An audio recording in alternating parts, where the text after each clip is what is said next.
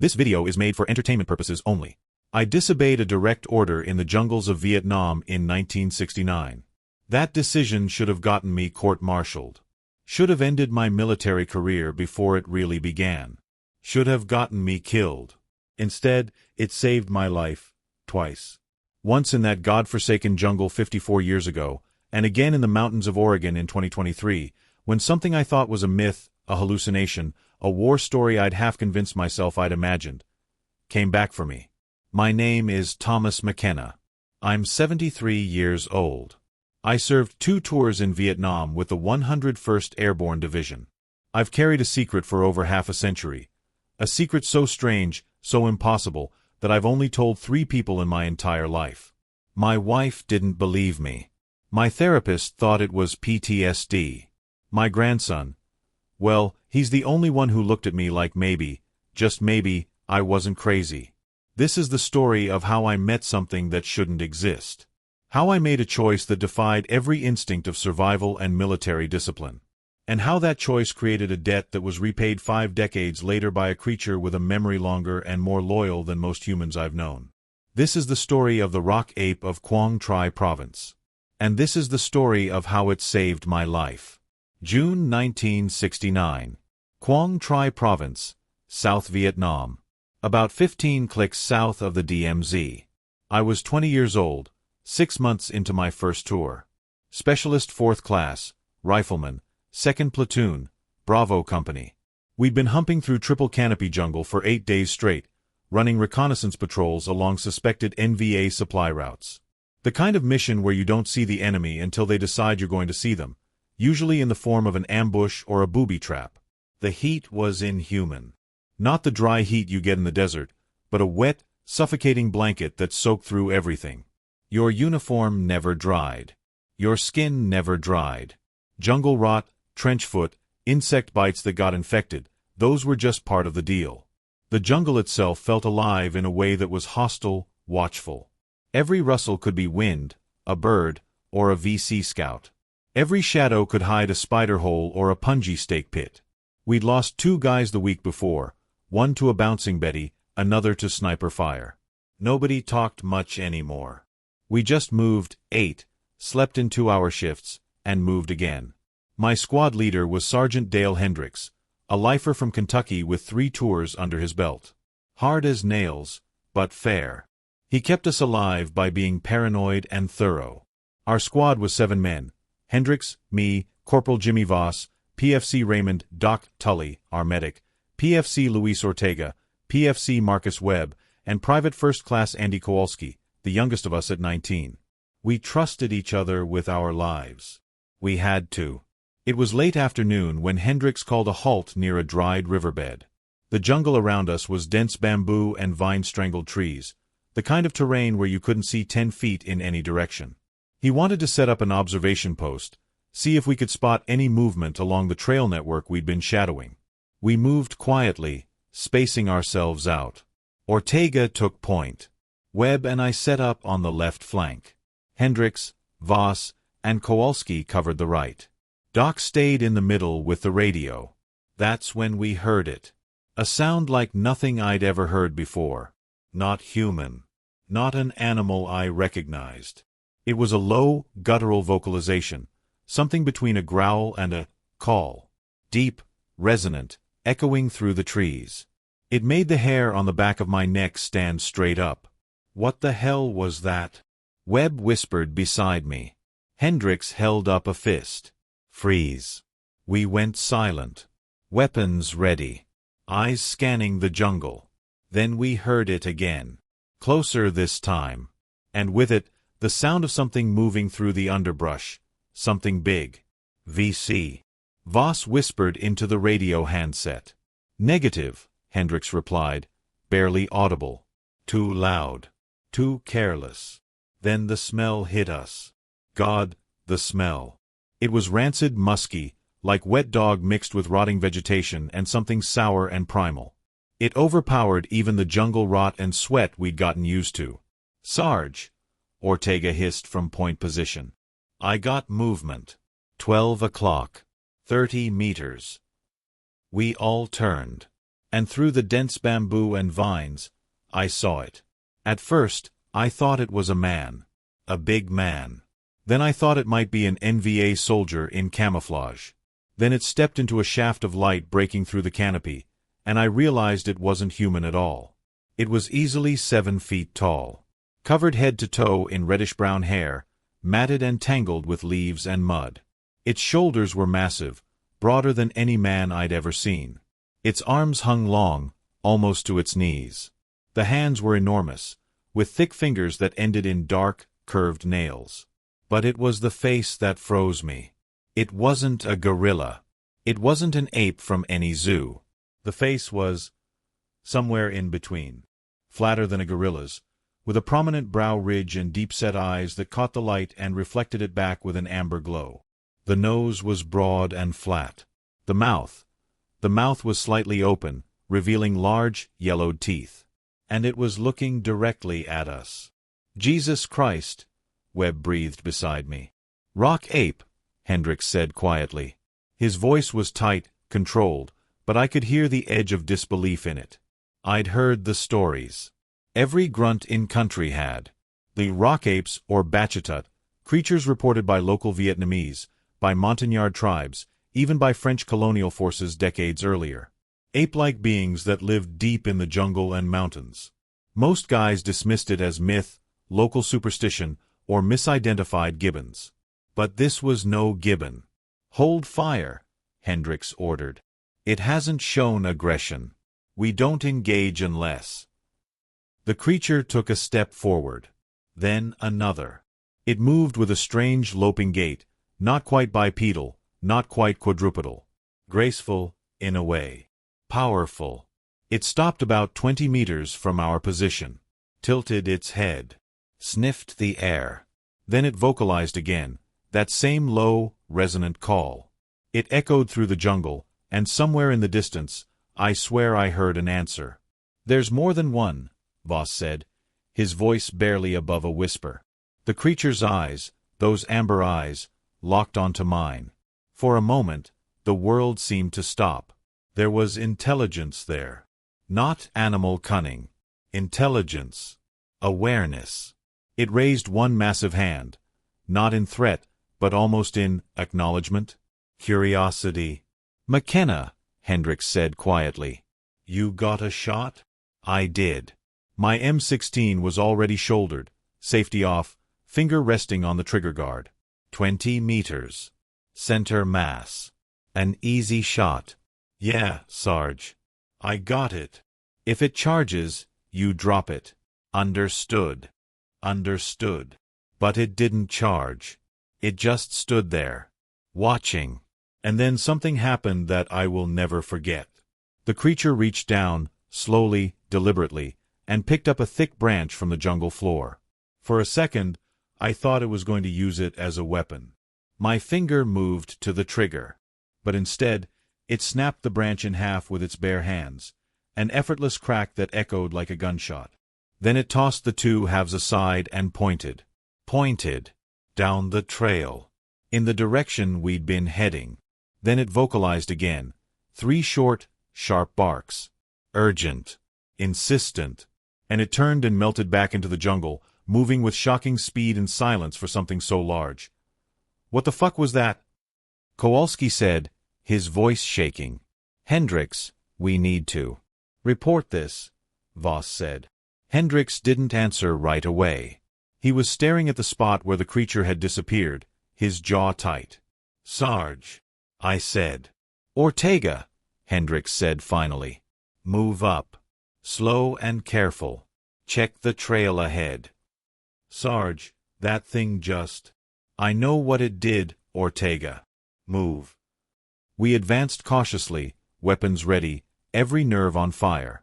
The smell still lingered in the air, that primal musky stench that seemed to cling to everything. Ortega moved ahead, scanning the trail. Suddenly, he stopped. Held up a fist. Sarge, you need to see this. We moved up.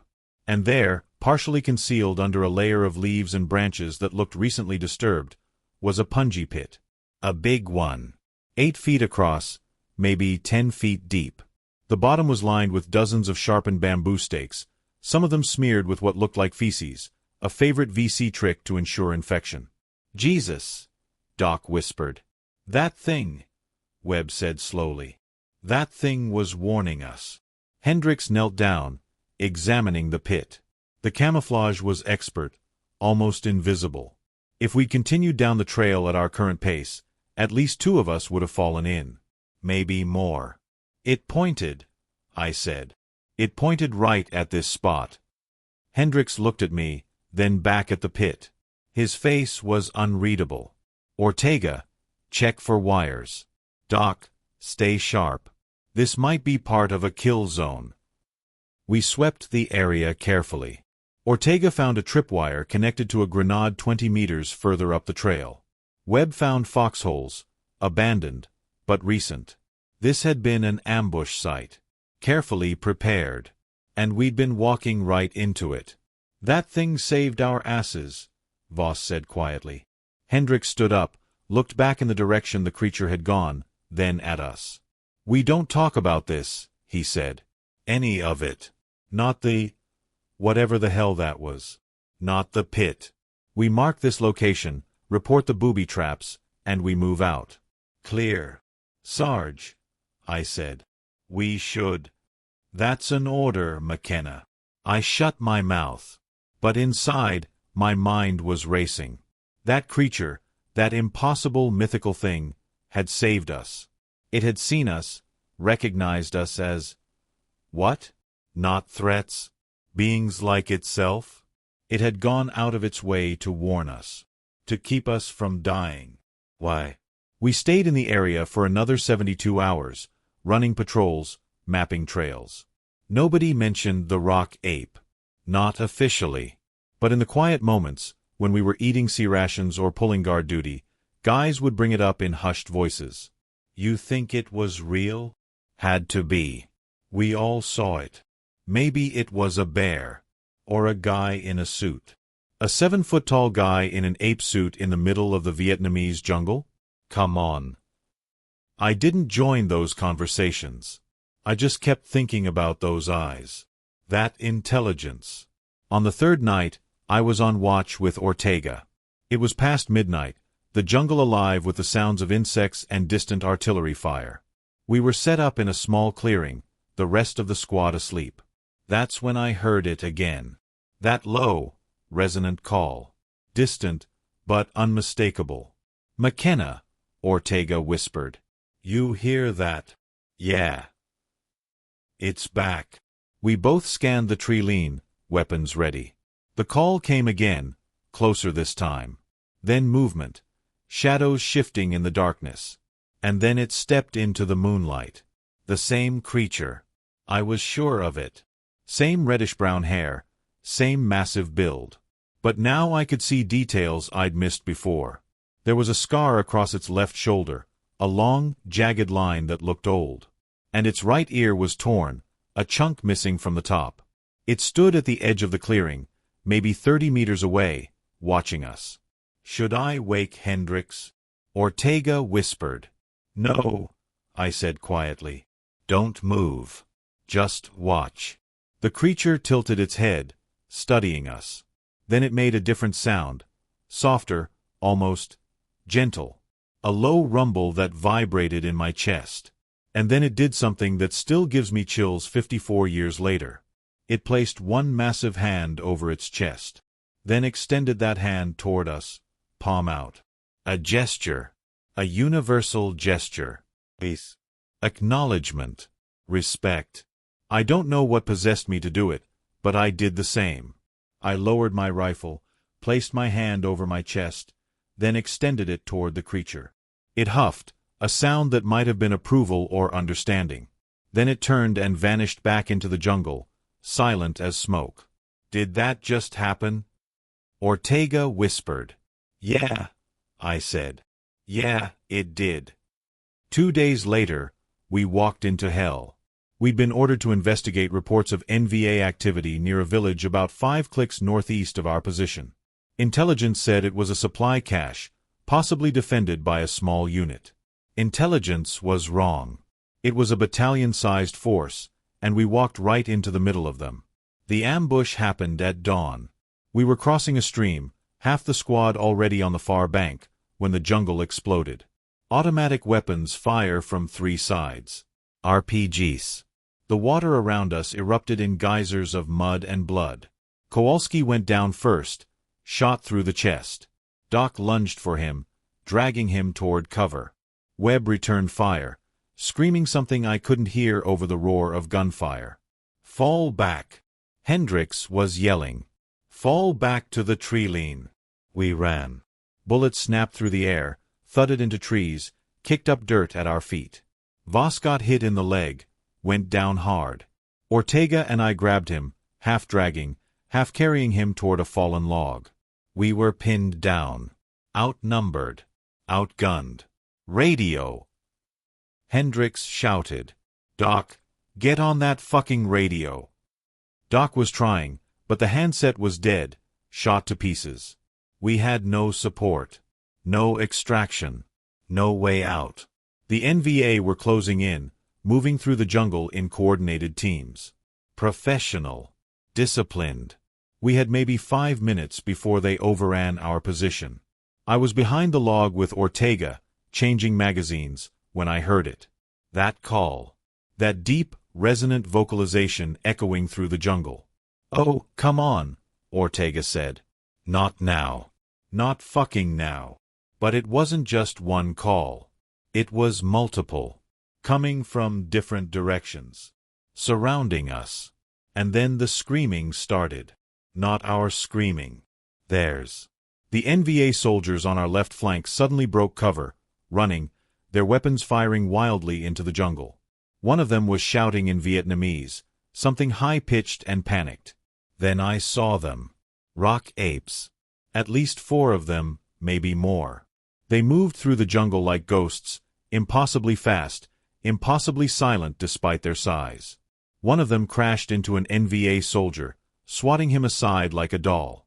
Another picked up a fallen tree branch, easily the size of a telephone pole, and swung it like a club, smashing through a machine gun nest. The NVA fire shifted, focused on the creatures. But they were too fast, too strong. One of them took several rounds to the chest and barely flinched. It roared, a sound so loud and primal it shook the ground, and charged directly into a group of soldiers, scattering them like leaves. "What is happening?" Webb was shouting. The NVA were in full retreat now, running back into the jungle, abandoning weapons, abandoning wounded. The rock apes pursued them, driving them away from our position with terrifying efficiency. And then, in the sudden, shocking silence that followed, one of them approached us. The same one. I knew it instantly. The scar on the left shoulder. The torn right ear. It stopped 10 meters from our position. Covered in blood. Some of it its own, most of it not. Its amber eyes found mine. For a long moment, we just stared at each other. Then it made that same gesture, hand over chest, then extended toward us. And I understood. Debt repaid. "McKenna," Hendricks said quietly beside me. "Lower your weapon." I did. So did the others. The creature huffed, nodded, an unmistakably human gesture, and turned away. The other rock apes emerged from the jungle, joining it. Together, they moved off into the forest, their vocalizations fading into the distance. We sat there in stunned silence for what felt like an hour but was probably only a few minutes. Did we just get saved by Bigfoot? Webb finally said. Nobody answered. What could you say? Doc was working on Kowalski, but we could all see it was bad. He died 20 minutes later, before the medevac chopper could reach us. Voss survived. We all did, except Kowalski. Because of them. Because of him. When we got back to base, Hendricks filed his after-action report. Enemy contact. Ambush. 1 Kia, 1 WIA. Enemy broke contact for unknown reasons. Unknown reasons. 2 days later, we were all pulled into a tent and met by a captain we'd never seen before and 2 men in civilian clothes. CIA, most likely, though they never said. They asked us about the ambush. About what we saw. about what drove the NVA off. Hendricks gave them the same story. Unknown reasons. Possibly artillery fire. Possibly confusion. They didn't believe him. You could see it in their eyes. Then they asked each of us, individually. Separated us. Interrogated us like we were suspects. I told them the truth. I described the creatures, the attack, everything. The CIA man listened, took notes, then closed his notebook. "Son," he said, "you've been in country for 6 months. You've seen heavy combat. You've lost friends. The mind does strange things under stress. What you think you saw, it's not uncommon. Hallucinations. Group hysteria. It happens." "It wasn't a hallucination," I said. "The official report will state that enemy forces broke contact due to artillery fire. That's what happened. Do you understand?" "But do you understand, Specialist McKenna?" I understood. I understood that the truth didn't matter. That the impossible didn't fit into their neat, organized war. That some things were easier to bury than explain. "Yes, sir," I said. "I understand." We were all given the same speech. We all agreed. What choice did we have? But among ourselves, in the quiet hours, we talked about it. We remembered. And we knew what we owed. I came home from Vietnam in 1971. Got married in 73. Had 2 kids. Worked as a machinist for 38 years. Got divorced in 94. The war had planted seeds that took decades to grow into problems my wife couldn't live with. Remarried in 2001 to a woman who understood silence better than my first wife ever did. I retired in 2009. Started hunting again, something I'd loved as a kid growing up in rural Pennsylvania but had abandoned after Vietnam. Too many associations.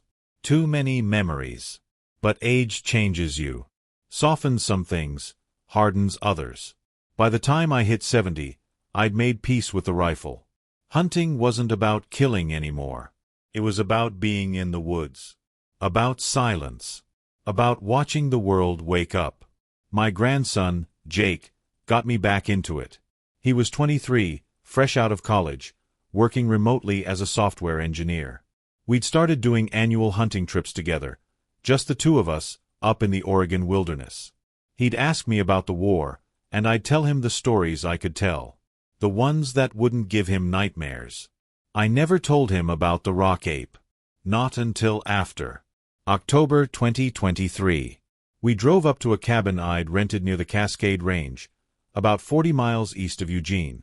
Beautiful country, dense old-growth forest, mountain streams, elk and deer everywhere. The kind of place where you can go days without seeing another person. Jake and I spent the first 2 days scouting, setting up trail cameras, learning the terrain. We weren't even really serious about taking anything. It was more about the experience. The quiet. The disconnect from the world. On the 3rd day, I went out alone. Jake had twisted his ankle the day before, nothing serious, but enough to keep him at the cabin. I told him I'd scout the ridge to the north, see if I could spot any elk sign, and be back by early afternoon. It was a crisp, clear morning. The kind where your breath fogs and the frost crunches under your boots. I moved slowly, carefully, years of habit making me quiet even in old age. My rifle, a Remington 700 in .30-06, the same model I'd carried for 20 years, was slung over my shoulder. I wasn't hunting. Not really. I was just walking, remembering, thinking about Jake, about how lucky I was to have this time with him, thinking about how different this forest was from the jungles of Vietnam, yet how some things, the silence, the watchfulness, the sense of being very small in a very large world, were exactly the same. I'd been walking for about 2 hours when I realized I was being followed. At first, it was just a feeling. That old instinct from the war, the one that never really goes away. The sense of eyes on you. Of being watched. I stopped, scanned the tree line. Nothing. Just forest. I kept moving, but now I was alert. Listening. Watching. Then I heard it. A low growl. Behind me and to the left. I turned slowly. The wolf was maybe 50 feet away, partially hidden behind a fallen log. Big, gray and black. Its eyes were locked on me. I'm not unfamiliar with wolves. I know they generally avoid humans. Attacks are rare. But I also know that lone wolves can be unpredictable, and a hungry wolf is a dangerous wolf. I raised my rifle, not aiming, just bringing it to a ready position. The wolf didn't move, just watched. Then I heard another growl. To my right, 2 wolves. I started to back away slowly, keeping both animals in my peripheral vision. My heart was pounding, but I kept my breathing steady. No sudden moves. No running. Then I heard the third one. Behind me. I stopped. Turned in a slow circle. 5 wolves. No, 6. They'd surrounded me. This wasn't normal behavior. Wolves don't hunt humans. They don't coordinate ambushes like this. But here they were, forming a loose circle, all of them watching me with those cold, calculating predator eyes. I was in trouble. The largest one, the alpha, I assumed, stepped forward. Its lips pulled back, revealing long yellow fangs. It growled, a deep rumble that I felt in my chest. I raised my rifle, sighted on its chest. I didn't want to shoot. Didn't want to kill a wolf. But I wasn't going to die out here. Back off, I said, my voice steady but loud. Go on. Get out of here. The alpha took another step forward. The others closed in. I flicked the safety off. Finger on the trigger. This was it. I was going to have to. The roar came from somewhere behind the alpha. It was so loud, so impossibly deep, that it felt like the air itself was vibrating. The wolves froze. Ears flat against their heads. Tails tucked. Then something massive crashed through the undergrowth, something that made the ground shake with each step. The wolves scattered. Not running. Fleeing. Absolute, primal terror driving them away from whatever was coming. And then I saw it. At first, I couldn't process what I was seeing. My mind refused to accept it. It was a Sasquatch. A Bigfoot. 8 feet tall, maybe more. Covered in dark brown hair that was graying around the face and shoulders. Massive shoulders. Arms that hung almost to its knees. And a scar. A long, jagged scar across its left shoulder. And a torn right ear. Stopped. I stood there, rifle still raised, staring at this impossible thing. This creature that couldn't exist. This myth that had somehow stepped out of my memories and into the Oregon wilderness. It stopped about 30 feet away. Its eyes, amber eyes, exactly as I remembered, locked onto mine. For a long moment, neither of us moved. Then, slowly, the creature raised one massive hand and placed it over its chest. Just like it had 54 years ago. Then it extended that hand toward me, palm out. The rifle slipped from my numb fingers. I barely felt it hit the ground. "It's you," I whispered. "It's really you." The Sasquatch huffed, a sound that could have been acknowledgement or amusement. It took a step closer. I should have been terrified. Should have run. But all I felt was wonder, disbelief, and something else. Something I hadn't felt in a very long time. Recognition. Connection. "You saved me," I said, my voice shaking. "In Vietnam. You saved all of us." Another huff. It tilted its head, studying me. And then it did something I will never forget. It pointed at me. Then pointed at its own chest. Then made a gesture, both hands coming together, fingers interlocking. Connected. Bound. "You remember," I said. Tears were streaming down my face now, and I didn't even try to stop them. "After all these years. You remember." The creature nodded. An unmistakably human gesture. It remembered me. Across 54 years, across an ocean, across a lifetime. It had recognized me, known me. And it had come to repay the debt. Because I hadn't fired. I'd had the shot, had been ordered to take it, and I'd chosen not to. I'd let it live. And it had remembered. We stood there for what felt like an eternity but was probably only a few minutes. The Sasquatch watching me. Me watching it. I could see the age in its face now. The gray hair. The weathered skin visible around its eyes and mouth. It was old. Maybe as old as me. We'd both survived. Outlived the war, outlived the years, outlived the people who told us we were crazy or hallucinating or making things up. We'd both carried this memory. Thank you, I said finally. For the jungle. For today. For remembering. It huffed again, softer this time. Then it did something that broke me. It reached out, slowly, carefully, and touched my shoulder. Just for a moment. A touch that was surprisingly gentle for something so powerful. And then it turned and walked away, moving with that same loping, graceful gait I remembered from Vietnam. Within seconds, it had melted into the forest, silent as smoke. I stood there for a long time after it was gone, crying, laughing, shaking. Eventually, I picked up my rifle, checked the safety, and started the long walk back to the cabin. Jake was waiting on the porch when I got back. He took one look at my face and jumped up. "Grandpa, what happened? Are you okay?" I sat down heavily on the steps, looked at him, and for the first time in 54 years, I told the whole truth. I told him about Vietnam, about the rock ape, about the ambush, about the debt, and about what had just happened in the woods. He listened, didn't interrupt, didn't question, just listened. When I finished, he was quiet for a long time. "Do you believe me?" I finally asked. Jake looked at me, really looked at me. "Yeah," he said. "Yeah, Grandpa. I believe you." Well, not 30 years. It's only been 2 years since that day in Oregon. I'm writing this now, in late 2025, because I need to put it down.